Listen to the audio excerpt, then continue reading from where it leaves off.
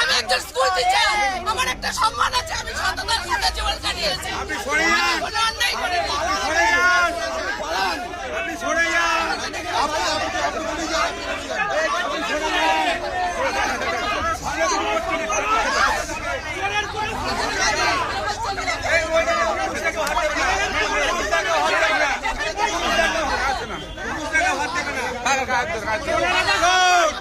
জীবন কাটে school teacher, সততার শিক্ষা দিয়ে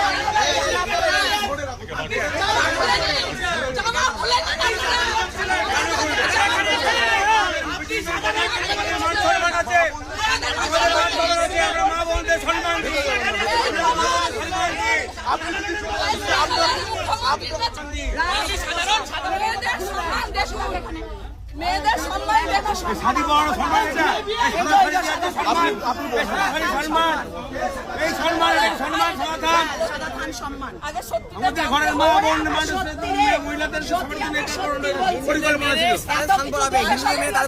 হিন্দু মেয়েদের হিন্দু মহিলাদের ভোটের পর আপনার ইলেকশনের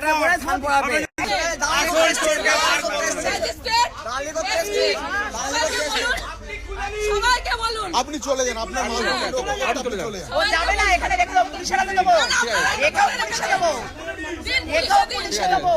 কাজলদা দেখো, তোমরা শান্তভাবে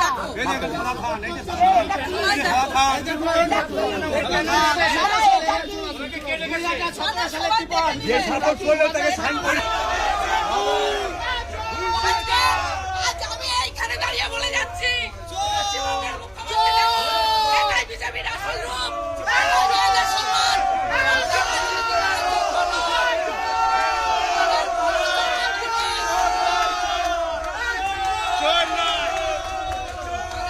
যোগ্যতা নেই, এটা আমার লজ্জা। আমি একা একটা মহিলা,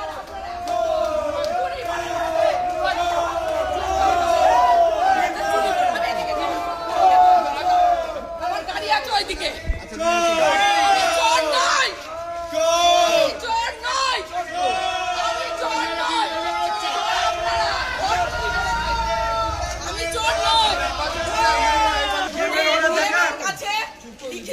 আমি বর্ষার জন্য আমার কানগুলো রাখা আছে,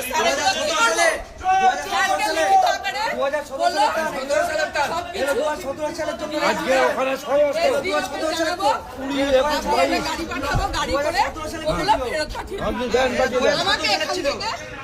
আমার বাবা বললাম ঘোষ। আপনি এখানে এলেন কেন? আপনাকে কে পাঠিয়েছে? আমার বাবা, আমাদের দাঁড়ের বাড়ি পণ্ডিতপুর। আমার বাবা, আপনার বাবার সঙ্গে বহুদিন ধরে চুরি চামারিও করে আসছে।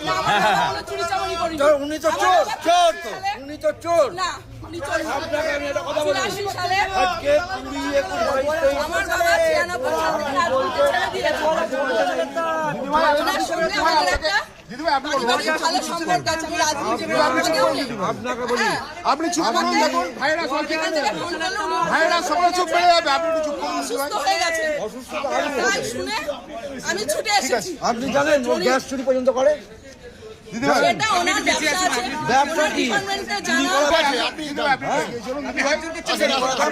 চলুন, ঠিক আছে দাদা, আজকে ওদের সঙ্গে আমাদের সম্বন্ধ রাজনৈতিক কোনো সম্পর্ক নেই। আজকে আপনাকে বলি, রাজনৈতিক কোনো সম্পর্ক নেই, পারিবারিক সম্পর্ক মানুষের সাথে থাকতেই থাকে। উনি একজন স্বাধীনতা পরিবারের মানুষ, ওনার একটা সম্মান আছে। তৃণমূল জিতলে আপনার কথা বলতেন, আপনার ঠান্ডা তো না, আপনি যেতেন।